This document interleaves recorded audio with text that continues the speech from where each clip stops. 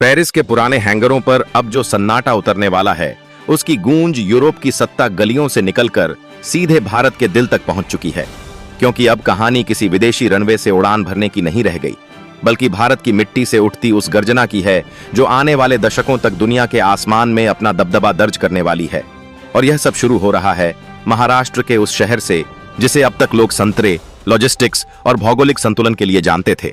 लेकिन अब वही शहर ग्लोबल डिफेंस मैप पर एक ऐसा नाम बनने जा रहा है जिसे नजरअंदाज करना किसी भी ताकत के लिए नामुमकिन होगा। नागपुर अब सिर्फ एक बिंदु नहीं, बल्कि एक संकेत बन चुका है, एक चेतावनी कि भारत ने हथियार खरीदने वाले दौर से निकलकर हथियार गढ़ने वाले युग में कदम रख दिया है। और यह कदम इतना शांत है कि इसकी आहट सुनने से पहले ही दुनिया को झटका लग चुका है। बीते वर्षों तक जिस राफेल को फ्रांस की विशिष्ट पहचान माना जाता था, जिसकी हर प्लेट, हर वायर और हर सिस्टम को एक बंद तिजोरी की तरह सुरक्षित रखा जाता था, अब उसी तकनीक का दूसरा घर भारत बनने जा रहा है। और यह खबर किसी सौदे की सूची या किसी टेंडर की औपचारिक घोषणा नहीं है। यह उस मानसिकता के टूटने की कहानी है जिसमें भारत को हमेशा एक ग्राहक की तरह देखा गया। जब पूरी दुनिया सीमाओं पर खींची जा रही रेखाओं, तैनात मिसाइलों और आक्रामक बयानों में उलझी हुई थी, उसी वक्त भारत के नक्शे के बीचों बीच एक ऐसी प्रक्रिया चुपचाप आगे बढ़ रही थी जो आने वाले 50 सालों तक एशिया के आसमान का समीकरण बदलने वाली है। यह वह क्षण है जहां खबर किसी आयात की नहीं, बल्कि आत्मनिर्भरता की धुरी पर घूमती है। दशकों तक भारत ने विदेशी कंपनियों के दरवाजे खटखटाए, उनके नियमों पर दस्तखत किए, डिलीवरी की तारीखों के लिए इंतजार किया और हर बार किसी न किसी तकनीकी बहाने का सामना किया। लेकिन अब वह अध्याय धीरे धीरे बंद हो रहा है, क्योंकि जिस कंपनी ने अपनी तकनीक को हमेशा सीमाओं में बांध कर रखा, उसी ने अब भारत को अपनी दूसरी सबसे बड़ी जिम्मेदारी सौंप दी है। और यह फैसला सिर्फ एक फैक्ट्री लगाने का नहीं, बल्कि भरोसे का है। ऐसा भरोसा जो रातों रात नहीं बनता। और जैसे ही यह खबर बाहर आई, दिल्ली से लेकर बीजिंग तक रणनीतिक कमरों में हलचल मच गई। क्योंकि अब सवाल यह नहीं है कि भारत कितने विमान खरीदेगा, बल्कि यह है कि भारत कितनी तेजी से विमान बनाएगा। नागपुर में खड़ी होने वाली यह व्यवस्था केवल असेंबली लाइन नहीं होगी, यह एक ऐसा केंद्र होगा जहां धातु से लेकर दिमाग तक सब कुछ देश के भीतर आकार लेगा। हर साल 24 लड़ाकू विमानों का लक्ष्य किसी आंकड़े से ज्यादा एक संदेश है कि अब उत्पादन की रफ्तार भारत के हाथ में है।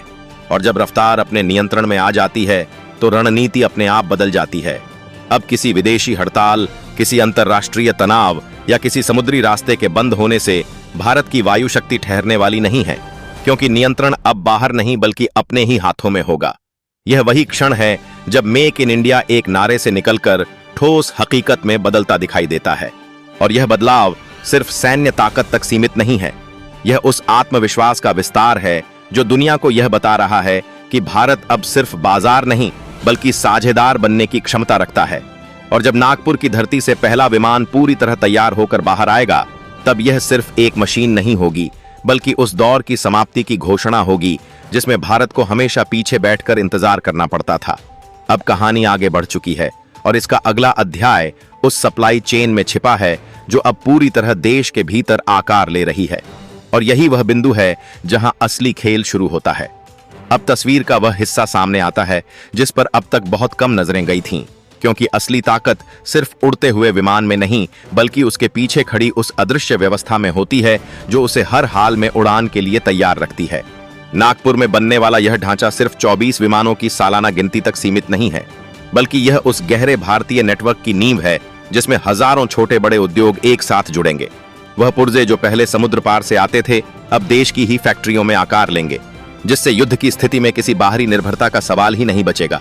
और यही बात उन रणनीतिक दिमागों को सबसे ज्यादा बेचैन कर रही है जो अब तक यह मानकर चलते थे कि संकट के समय भारत की आपूर्ति रेखाएं कमजोर पड़ जाएंगी। लेकिन जब हर जरूरी हिस्सा देश के भीतर मौजूद होगा तो उस गणना का आधार ही खत्म हो जाएगा। यह स्थिति केवल ताकत का प्रदर्शन नहीं, बल्कि दीर्घकालिक स्थिरता का संकेत है। और इसी कारण यह कदम बीजिंग से लेकर इस्लामाबाद तक गंभीर चर्चा का विषय बन चुका है, क्योंकि अब मुकाबला सिर्फ संख्या का नहीं, बल्कि निरंतरता का है।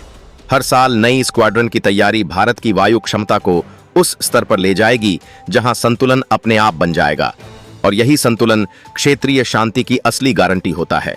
इस पूरी प्रक्रिया का असर सिर्फ सीमाओं तक सीमित नहीं रहेगा, बल्कि यह भारत को वैश्विक रक्षा बाजार में एक नए स्थान पर स्थापित करेगा। जब दुनिया के अलग अलग देश अपने ऑर्डर के लिए तेज डिलीवरी चाहेंगे, तो नजरें उसी जगह टिकेंगी जहां उत्पादन की क्षमता मौजूद होगी। और नागपुर धीरे धीरे उस मानचित्र पर उभरता हुआ नाम बनेगा जहां से सिर्फ भारत के लिए नहीं बल्कि दुनिया के लिए भी विमान निकल सकते हैं। यह वह मोड़ है जहां भारत की पहचान सिर्फ उपभोक्ता से बदलकर निर्माता और निर्यातक की होने लगती है। असर देश के भीतर रोजगार, तकनीकी कौशल और भविष्य की परियोजनाओं पर साफ दिखाई देगा। युवा इंजीनियर अब केवल किताबों में नहीं बल्कि वास्तविक उत्पादन में दुनिया की सबसे जटिल तकनीकों के साथ काम करेंगे, जिससे आने वाले वर्षों में भारत की अपनी परियोजनाओं को नई गति मिलेगी। और यही वह अनुभव होगा जो भविष्य के स्वदेशी विमानों की रीढ़ बनेगा। इस पूरे घटनाक्रम के बीच अगर कहीं खामोशी है तो वह उन जगहों पर है जहां अब तक भारत की सीमित क्षमता को लेकर भरोसा किया जाता था, क्योंकि अब समीकरण बदल चुके हैं। जब उत्पादन, तकनीक और निर्णय एक ही देश के भीतर केंद्रित हो जाते हैं तो शक्ति अपने आप स्थायी रूप ले लेती है। और यही वह बदलाव है जिसने आलोचनाओं को पीछे छोड़ दिया है। यह कहानी किसी एक फैक्ट्री की नहीं बल्कि उस मानसिकता की है जिसमें भारत ने तय कर लिया है कि सुरक्षा केवल खरीद कर नहीं बल्कि गढ़कर हासिल की जाती है। और जैसे जैसे यह प्रक्रिया आगे बढ़ेगी, दुनिया को यह समझ आने लगेगा कि नागपुर सिर्फ एक शहर नहीं बल्कि एक संकेत है, एक नए युग का संकेत, जहां भारत अपनी शर्तों पर अपनी सुरक्षा की परिभाषा खुद लिख रहा है। और इसी के साथ यह कथा एक ऐसे मोड़ पर पहुंचती है जहां सस्पेंस खत्म नहीं होता बल्कि और गहरा हो जाता है, क्योंकि यह तो बस शुरुआत है उस परिवर्तन की जो आने वाले वर्षों में पूरी वैश्विक रणनीति को नई दिशा देने वाला भारत ने जिस दिशा में कदम बढ़ाया है, वह न केवल सैन्य इतिहास बल्कि वैश्विक शक्ति संतुलन को एक नया मोड़ देने वाला है। जब दुनिया की सबसे खतरनाक लड़ाकू विमान राफेल के निर्माण की लाइन भारत में लगने की घोषणा हुई तो यह केवल एक सैन्य सौदा नहीं था, बल्कि यह एक संकेत था कि भारत अब सिर्फ खरीदार नहीं बल्कि निर्माता बन चुका है। नागपुर, जो कभी अपनी संतरे की खेती और भौगोलिक स्थिति के लिए जाना जाता था, अब वह एक नए अध्याय की शुरुआत कर रहा है जहां से दुनिया के सबसे अत्याधुनिक लड़ाकू विमान उड़ेगा। भारत ने विदेशों से सामान मंगवाने का जो दौर शुरू किया था वह अब खत्म होने जा रहा है, क्योंकि अब भारत की खुद की मैन्युफैक्चरिंग लाइन तैयार हो चुकी है जहां हर साल 24 राफेल विमानों का उत्पादन होगा। यह कोई साधारण आंकड़ा नहीं है बल्कि यह एक गहरी रणनीतिक स्वायत्तता का प्रतीक है, जिससे भारत का सैन्य सामर्थ्य अब किसी बाहरी ताकत पर निर्भर नहीं रहेगा। नागपुर में बनने वाले ये विमान न केवल भारत की वायुसेना की ताकत को नया आयाम देंगे बल्कि यह पूरे रक्षा उद्योग को एक नई दिशा में आगे बढ़ाएंगे। यह पूरी प्रक्रिया भारत को एक आत्मनिर्भर राष्ट्र बनाने की ओर एक महत्वपूर्ण कदम है, जो अब अपने लिए नहीं बल्कि वैश्विक बाजार के लिए भी रक्षा तकनीक तैयार करेगा। फ्रांस की कंपनी डसॉल्ट ने भारत में राफेल के निर्माण का जो निर्णय लिया है वह केवल विश्वास का परिणाम नहीं बल्कि भारत की सैन्य और तकनीकी ताकत की पहचान है। अब भारत न केवल अपनी सुरक्षा के लिए तैयार होगा बल्कि वह दुनिया भर में अपने विमान बेचने के लिए भी तैयार होगा। नागपुर में बने राफेल विमानों का निर्माण केवल एक फैक्ट्री का निर्माण नहीं है, बल्कि यह भारत की पूरी तकनीकी और औद्योगिक क्षमता को प्रदर्शित करने वाला कदम है, जो भविष्य में पूरी दुनिया को यह संदेश देगा कि भारत अब केवल उपभोक्ता नहीं बल्कि निर्माता बन चुका है।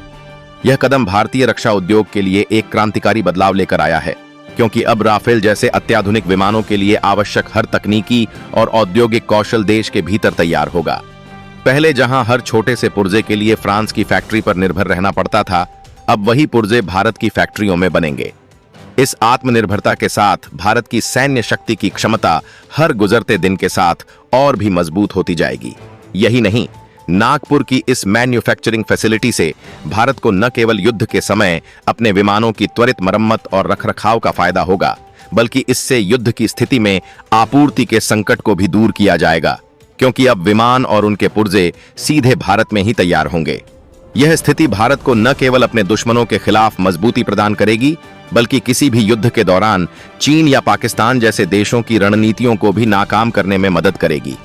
पाकिस्तान और चीन, जो हमेशा भारत को कमजोर समझते आए हैं, अब इस नए भारतीय सशक्तिकरण से हैरान होंगे, क्योंकि भारत अब अपनी सीमाओं की सुरक्षा के लिए पूरी तरह से आत्मनिर्भर है और वह किसी भी बाहरी ताकत की सहायता के बिना अपने वायुसेना को मजबूत करने में सक्षम है। यह बदलाव पाकिस्तान की वायुसेना के लिए एक बड़ी चुनौती होगी, क्योंकि उनके पास अपने विमानों को बनाने का कोई आधार नहीं है और वे हमेशा चीन और अमेरिका के सहयोग पर निर्भर रहे हैं। लेकिन अब भारत के पास राफेल जैसे अत्याधुनिक लड़ाकू विमान होंगे, जिनकी ताकत किसी भी वायु रक्षा प्रणाली को ध्वस्त करने की क्षमता रखती है। जब भारत के पास हर साल 24 नए राफेल विमानों का बेड़ा तैयार होगा, तो पाकिस्तान की वायुसेना को भारत की सीमा के पास आकर भी कुछ हासिल नहीं होगा। यह आत्मनिर्भरता और तकनीकी क्षमता केवल भारत की रक्षा को ही मजबूत नहीं करेगी, बल्कि यह दुनिया के लिए एक संकेत होगा कि भारत अब अपनी सुरक्षा को खुद बनाकर उसे किसी भी बाहरी ताकत पर निर्भर नहीं छोड़ने वाला है। यह परिवर्तन भारत को एक नए युग में प्रवेश दिलाएगा, जहां वह अपनी सैन्य ताकत से लेकर तकनीकी नवाचार तक हर पहलू में एक स्वावलंबी और सक्षम राष्ट्र के रूप में उभरने वाला है। नागपुर में बने राफेल विमानों का उत्पादन केवल एक शुरुआत है। यह भारत को भविष्य में वैश्विक रक्षा बाजार में एक प्रमुख खिलाड़ी बनाएगा। यह वह बदलाव है जो भारत को दुनिया के सबसे शक्तिशाली देशों के समकक्ष खड़ा कर देगा और यह साबित करेगा कि अब भारत अपनी शर्तों पर दुनिया से निपटने के लिए तैयार है। अगर आपको वीडियो पसंद आई हो तो वीडियो को लाइक करें और चैनल को सब्सक्राइब करें। तो मिलते हैं अगली वीडियो में, तब तक के लिए जय हिंद, जय भारत, वंदे मातरम।